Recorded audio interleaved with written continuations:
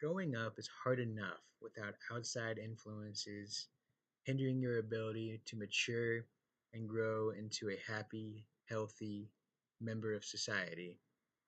However, these influences can sometimes be unavoidable, causing both short term and long term physical and mental anguish. One of the oldest yet most detrimental outside influences is being bullied. Traditionally, I believe most people think of being bullied in the sense of physical, one youth pushing another youth, or a boy or girl verbally teasing a classmate. However, in today's society, the growing technological climate has changed the fact that bullying is now online, cyberbullying. It's made our way into our children's lives and it's on the rise, sadly. I want to take a deeper look into several factors around the different types of bullying and explore these factors to determine how bullying affects teens in their current lives as well as in adulthood. To explore this topic, our research will go over the contributing factors of being bullied, researching both the victim as well as the bully. These subjects include the different types of bullying, the research. oh, These subjects these subjects include different types of bullying, who are generally the victims and the bullies, where the bullying usually occurs, why bullying transpires, and how everybody involved is affected. To conclude this speech, we will talk about how bullying affects Kansas City and the surrounding areas.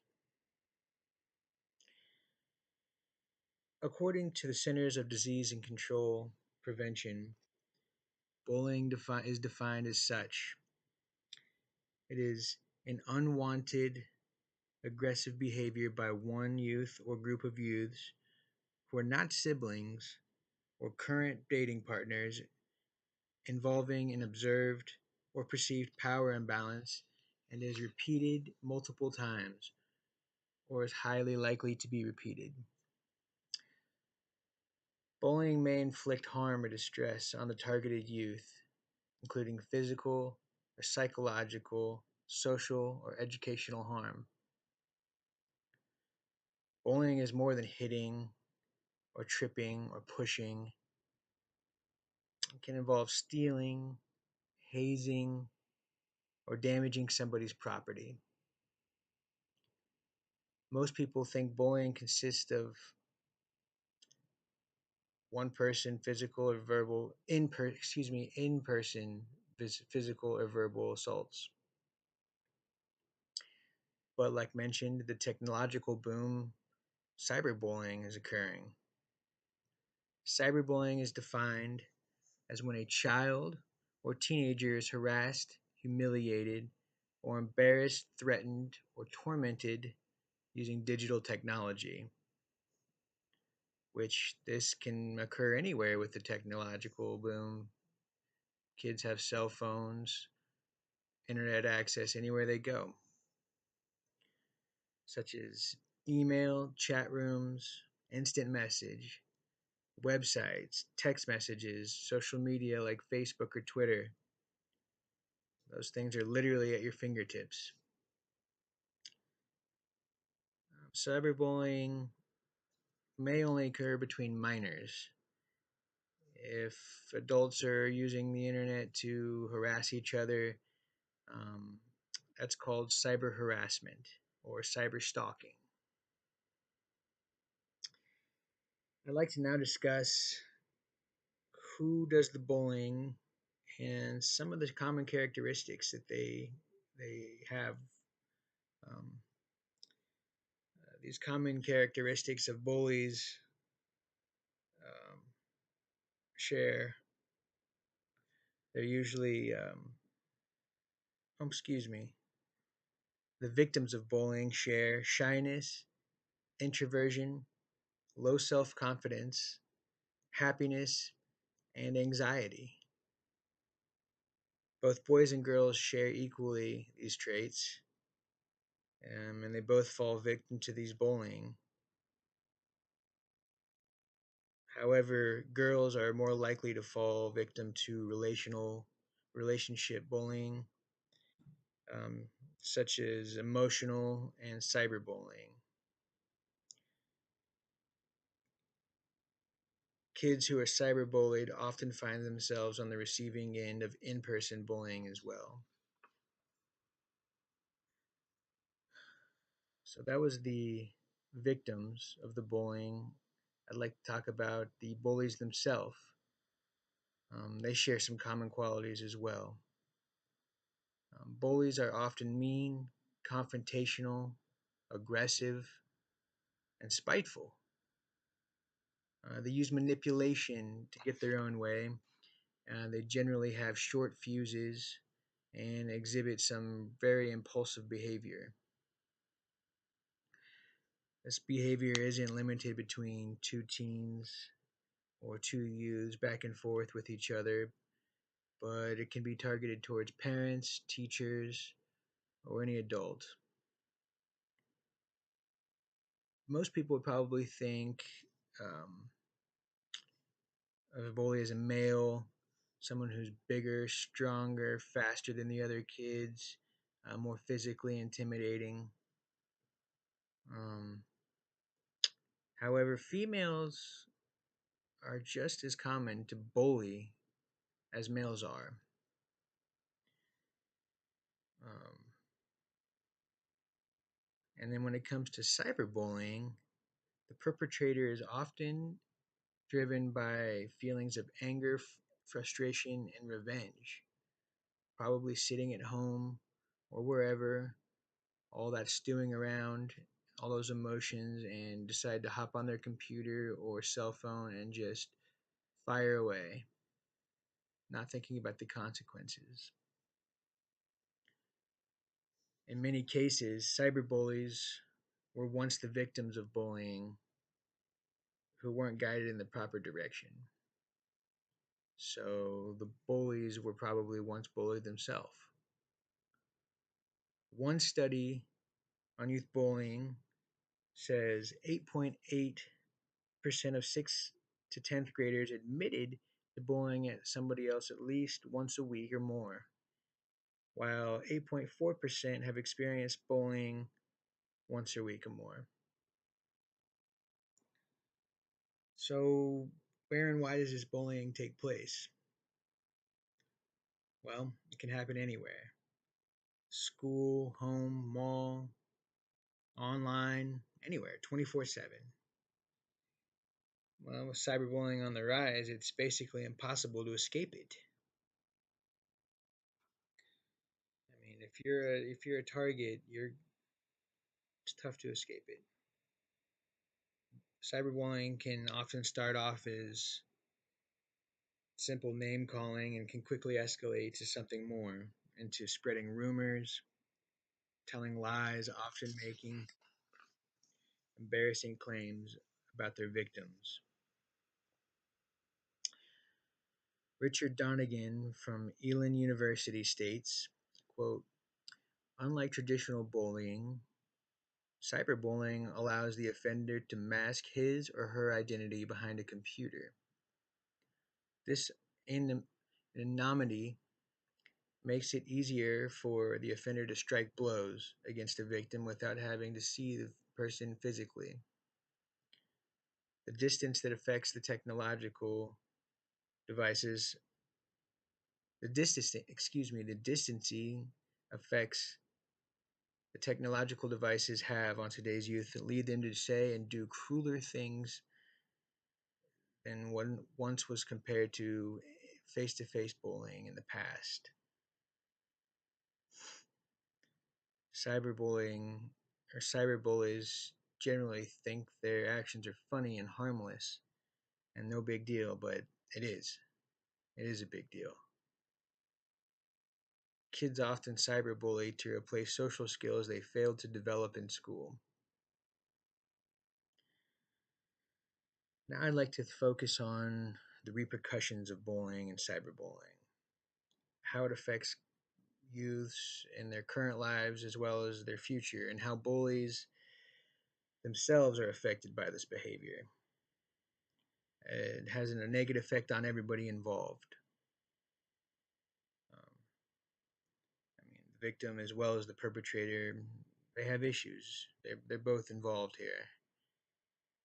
Um, these negative effects can lead to lifelong problems that have dramatic consequences down the line as an adult.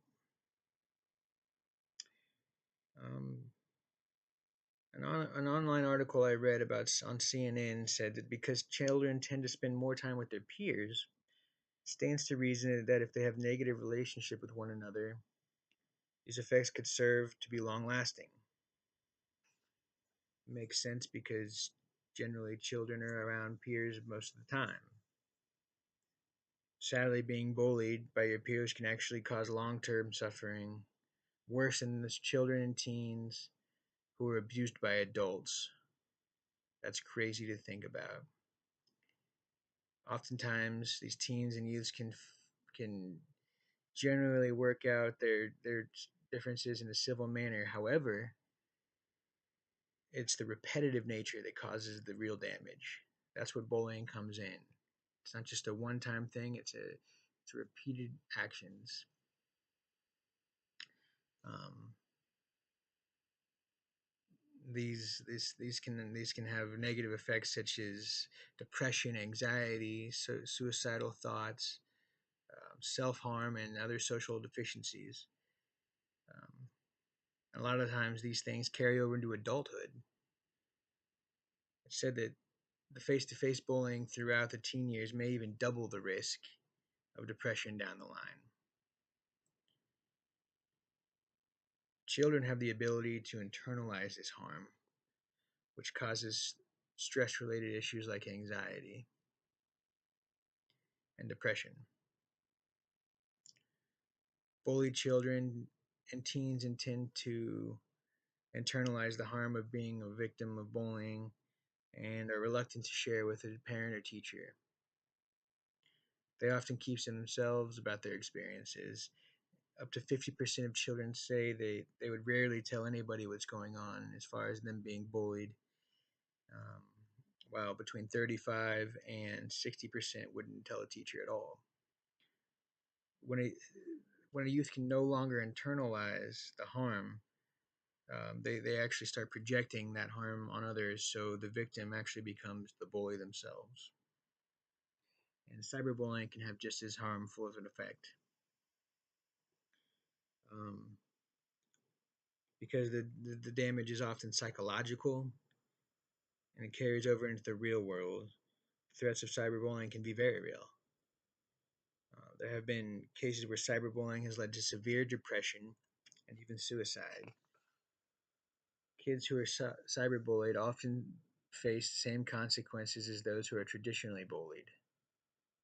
These symptoms include use of drugs and alcohol, skipping school, poor grades, lower self esteem, and bad health problems in general. Like the face-to-face victims of bullying, youth who are cyberbullied often externalize their harm, and go online and bully others. Um, makes them feel like they're in an actual power position rather than just being the victim all the time.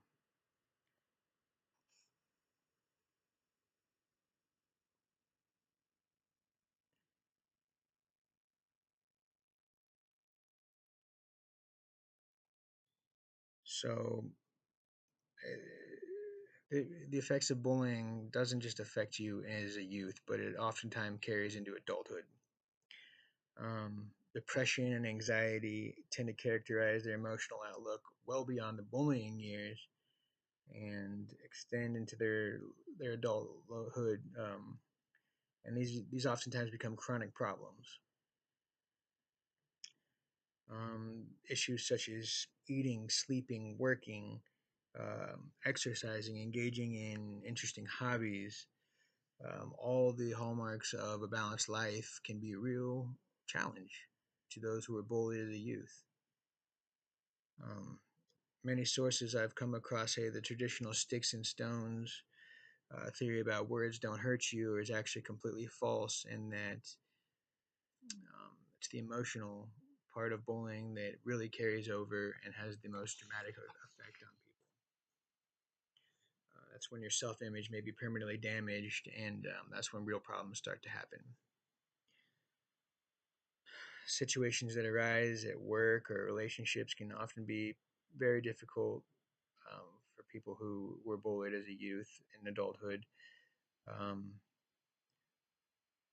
Oftentimes, they have trust issues. Occupational opportunities can be hard to come by. Romantic opportunities can be come to hard by, and generally they make poor choices versus the people who weren't bullied as a youth. But it's not just the bullying victims who are have issues. It affects everybody involved. Um, Bullies themselves often grow up to be unhappy adults. Um, the way they used to relate to the way they related to people as a youth don't translate into adulthood very well. Um, and oftentimes, the violent behavior and short fuses and things don't work as an adult. They have a hard time keeping a job and staying in romantic relationships as well. So that's the bullies have the same issues. Um, and oftentimes, the bully they were they were also victims of being bullied. Um, I found that bullying victims and perpetrators had elevated rates of childhood psychiatric disorders and panic disorders and generalized anxiety. Bullying victims go into adulthood, they're at greater risk of suicide and self harm than pure bully victims. So, if you're both bullied and the bully, you're at higher risk for those things. And of course, bullying takes place everywhere in the world, including here in Kansas City. In a recent interview with Mr. Anthony Butler, the founder of the VIP Violence Eye Prevention movement in Kansas City, Missouri, he answered several questions with regards to bullying here in Kansas City. So I'd like to just quickly read an excerpt from him. Bullying and cyberbullying are big problems in Kansas City and beyond, primarily because of ignorance under reported incidents from the bullying people bullying. Um, and he said he goes on to say that it's the access of easy technology, and Kansas City is just like any other city in the world, any town, it occurs. Um, I don't want to go into great depth with Mr. Anthony Butler, but if you'd like more information about that, please visit his website, VIP Movement here in Kansas City, and it's against violence and bullying. Anthony started his organization to confront underlying reasons for violence in unique ways. He addresses the roots of the behavior, and he's a great guy. His organization does wonderful work. So, in conclusion, we've gone over several factors that involve bullying, from who, what, when, where, while bullying this occurs, while this takes place. Um, Bullying is a very real thing that must get a grasp on in society. It has some real negative effects on people, and I'm hoping with this paper and spreading the word that maybe I can make a little bit of an impact on bullying. So I appreciate you watching my speech. Thank you.